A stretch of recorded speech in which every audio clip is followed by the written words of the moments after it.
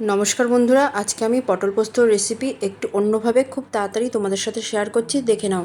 নমস্কার বন্ধুরা, দেখো আমি পটলগুলোকে এরকম লম্বা লম্বা করে কেটে নিয়েছি।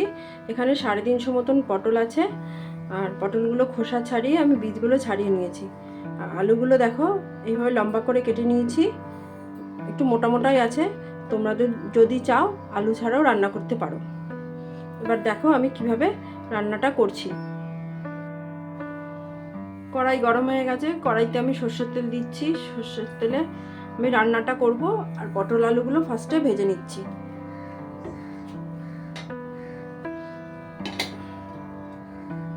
এবার এই তেলে আমি আলুগুলো ছেড়ে দিচ্ছি।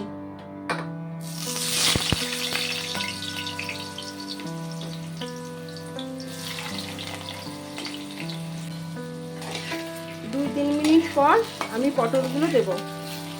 আলুগুলো একটু নাড়াচাড়া করে নিই। এবার আমি পটলগুলো দিয়ে দেব। তারপরে পটল আর আলুগুলো একসাথে লালচে করে ভেজে নেব।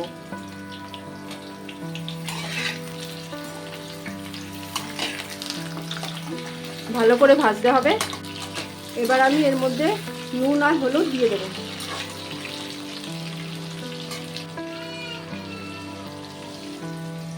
নুন দিয়ে দিলাম,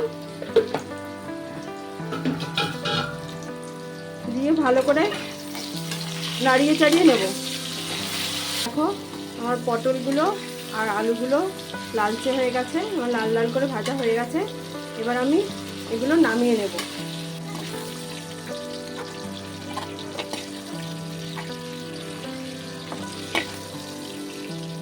কড়াইতে আর একটু সর্ষের তেল দিয়ে দেবো। কালো জিরে ফোড়ন দিলাম, একটু নাড়াচাড়া করে নেব ফোড়নটা।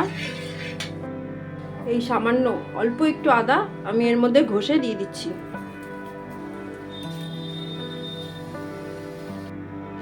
এটাও একটু ভাজা ভাজা করে নেব। এই তেলের মধ্যে আমি হলুদ দিয়ে দেবো। এই টাইমে হলুদটা দিলে না কালারটা খুব সুন্দর আসে। এবার আমি পোস্ত বাটা দিয়ে দিচ্ছি। এইটুকু পোস্ত আমি বেটে নিয়েছিলাম, আর এর সাথে আমি 7-8টা কাঁচা লঙ্কা একসাথে বেটে নিয়েছি।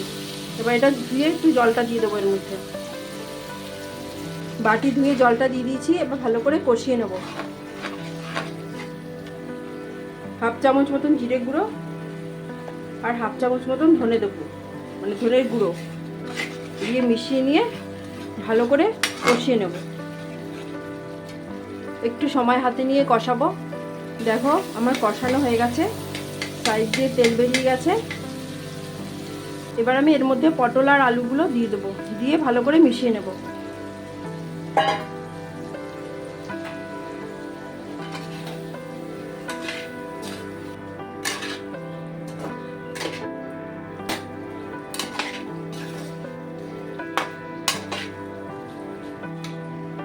এবার আমি জল দিয়ে দেবো পরিমাণ মতন। এখানে আমি 1 কাপ মতন জল দিচ্ছি, বেশি জল দেব না, কেন ভাজতে ভাজতে পটল আর আলুটা নরম হয়ে গেছে।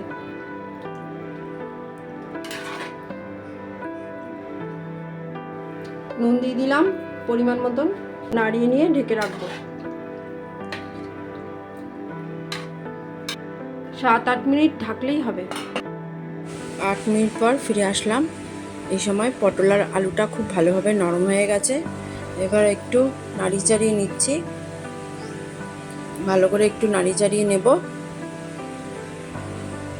এবার আমি এর মধ্যে একটু জাগেরি পাউডার দিয়ে দিলাম। তোমরা চাইলে চিনিও দিতে পারো, তবে আমি জাগেরি পাউডার দিলাম। দিয়ে খুব ভালোভাবে নাড়িয়ে নেব। তোমাদের যদি ভালো লাগে তোমরা বাড়িতে অবশ্যই রান্না করে খাবে। আমার কিন্তু রান্নাটা হয়েই গেছে। এবার আমি এর মধ্যে 3টে চেরা কাঁচা লঙ্কা দিয়ে দিয়েছি, দিয়ে খুব ভালোভাবে নাড়িয়ে নেব। এই টাইমে কাঁচা লঙ্কা দিলে গন্ধটা খুব সুন্দর আসে। ব্যাস কমপ্লিট। ভালো লাগলে সাবস্ক্রাইব করে দিও। Bye, thanks for watching.